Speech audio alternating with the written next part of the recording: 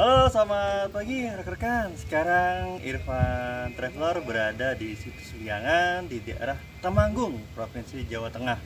Dan nanti kita akan menjelajahi apa sih isi dari situs Liangan ini.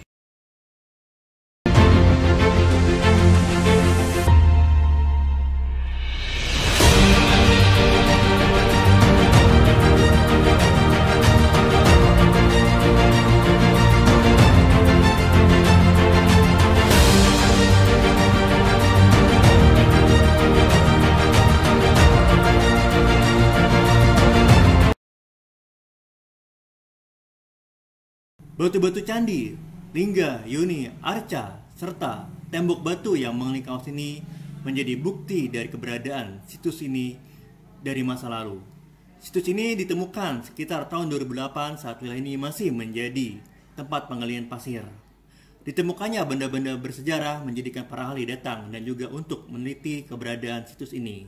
Situs ini dinamakan Situs Liangan karena berada di Saliangan, dan keberadaannya dikaitkan dengan keberadaan dari Kerajaan Mataram kuno yang berkuasa dari abad 8 hingga abad 10 Masehi. Sebuah kerajaan besar yang juga membangun Candi Borobudur serta Candi Prambanan. Bangunan apa sajakah yang ada di dalam kawasan situs ini, dan juga apa sebab situs ini terkubur selama ribuan tahun?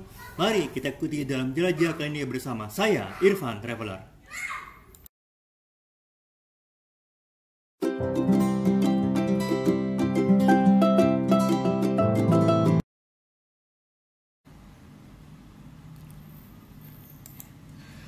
Indonesia memiliki banyak peninggalan bersejarah dari istana, bangunan ibadah, dan juga monumen dan bangunan lainnya.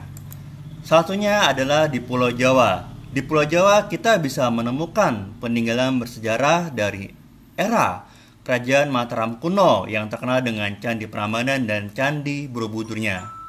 Lokasinya berada di Provinsi Jawa Tengah, Kabupaten Temanggung, Desa Probosari, dan sebuah dusun bernama Dusun Liangan. Situs ini bernama Situs Liangan dan menyimpan sejarah dari era Mataram kuno. Dari tempat kami menginap di Wisata Lamposong, kami berkendara dengan kendaraan selama 50 menit dengan jarak tempuh adalah 21 km untuk sampai ke Situs Liangan. Dari Situs Liangan, kita menuju ke tujuan kita berikutnya, yaitu ke Candi Pringapus yang berjarak hanya sekitar 4 km dan ditempuh dalam waktu 10 menit. Dari kota Temanggung, Situs Liangan dapat ditempuh dalam waktu 2 jam 19 menit dengan berkendara atau berjarak sekitar 10 km.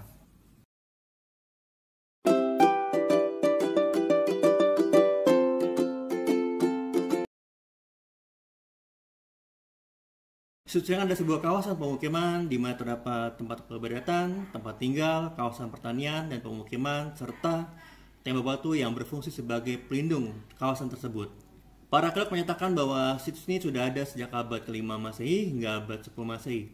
Bahkan ada juga para arkeolog menyatakan bahwa situs ini sudah lebih tua umurnya, sudah ada sejak abad ke-2 Masehi. Mengapa situs ini bisa terkubur selama ribuan tahun dan baru ditemukan di abad ini? Mungkin ini erat kaitannya dengan meletusnya Gunung Sindoro di abad 10 Masehi. Dan juga kita ketahui bahwa sekitar abad 10 Masehi Gunung Merapi juga ikut meletus sehingga mengubur ibu kota Kerajaan Mataram kuno, sehingga akhirnya Empu Sudok pun memindahkan pusat pemerintahan dari Mataram kuno yang berada di Jawa Tengah ke Jawa Timur.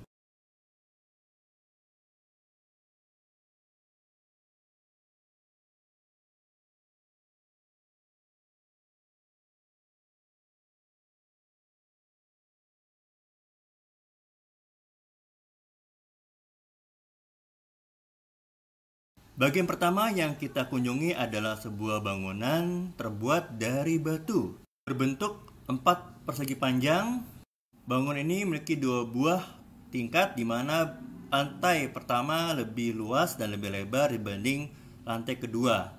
Tidak kita temukan relief atau ukiran ataupun patung atau bentuk-bentuk lainnya yang bisa kita kaitkan dengan candi ataupun bangunan pemujaan lainnya. Jadi kita belum bisa mengetahui apa fungsi dari bangunan ini.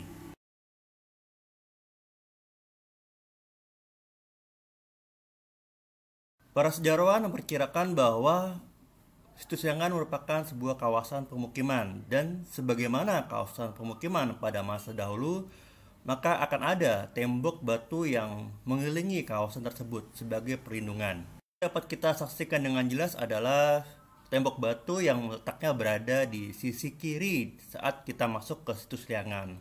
Posisinya ada di bagian agak lebih tinggi dari bangunan yang ada di bawahnya, dan sebenarnya ada dua dari tembok batu tersebut. Namun yang tembok batu yang masih terawat dengan rapi adalah tembok batu yang pertama, di mana kita bisa melihat bahwa tembok ini cukup tebal dan juga untuk tingginya hampir setinggi orang dewasa.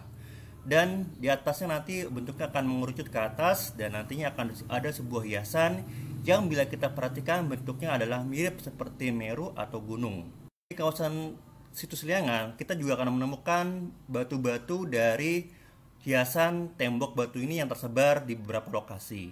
Untuk panjang dari tembok ini mungkin panjangnya lebih dari 10 meter, dan di atasnya ada sebuah tembok batu juga, namun tembok batu yang kedua ini yang posisi tinggi itu tidak ada hiasan di atas tembok batunya. Bisa kita katakan bahwa Situs Liangan ini memiliki tembok yang berlapis, yang biasanya tembok ada dalam keluar dan juga tembok bagian dalam.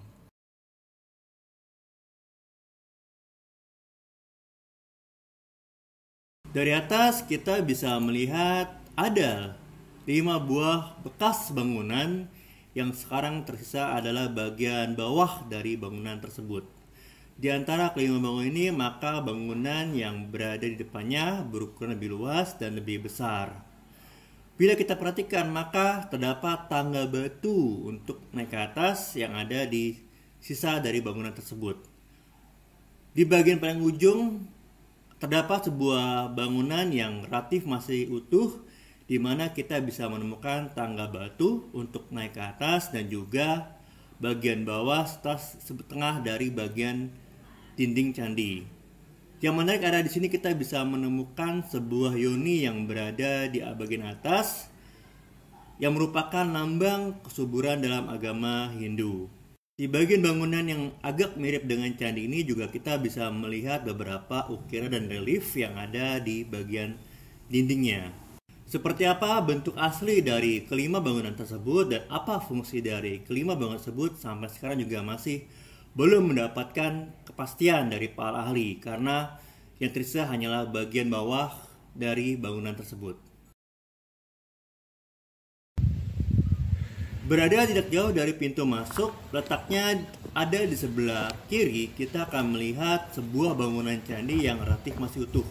Candi ini berukuran kecil, namun kita bisa melihat bagiannya yang jelas dari dasar candi, kemudian bagian badan candi, dan terakhir adalah atap candi. Untuk kaki candinya sendiri kita bisa melihat tangga naik untuk naik ke atas, sedangkan di bagian badan candi maka juga terdapat sebuah pintu di mana di pintu tersebut ada ukiran kala. Kala merupakan hiasan atau relief yang akan ada di bangunan-bangunan candi terutama pada masa dahulu. Dan kala sendiri banyak ditemukan di bangunan suci dan berfungsi sebagai penolak bala atau penolak mara bahaya. Sedangkan atapnya sendiri bentuk atap paduraksa, yaitu atap berbentuk meru.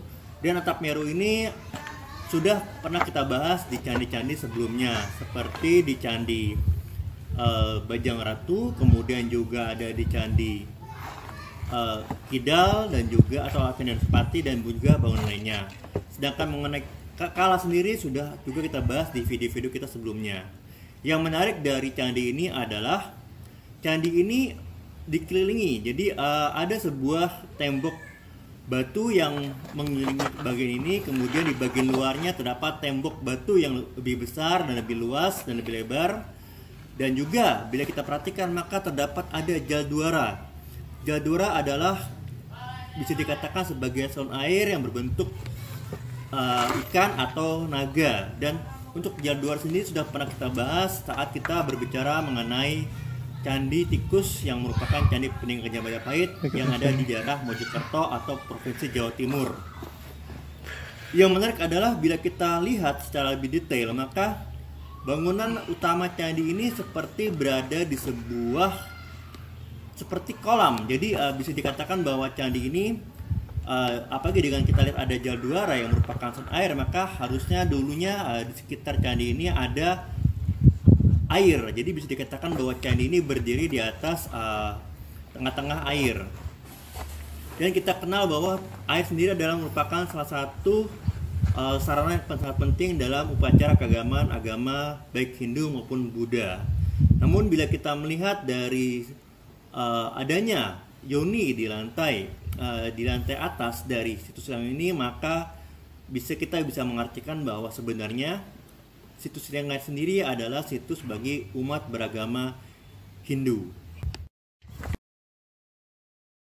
Terima kasih kepada para sahabat yang telah menyaksikan video ini, dan silakan kirimkan saran dan masukan kepada kami agar video kami berikutnya lebih baik.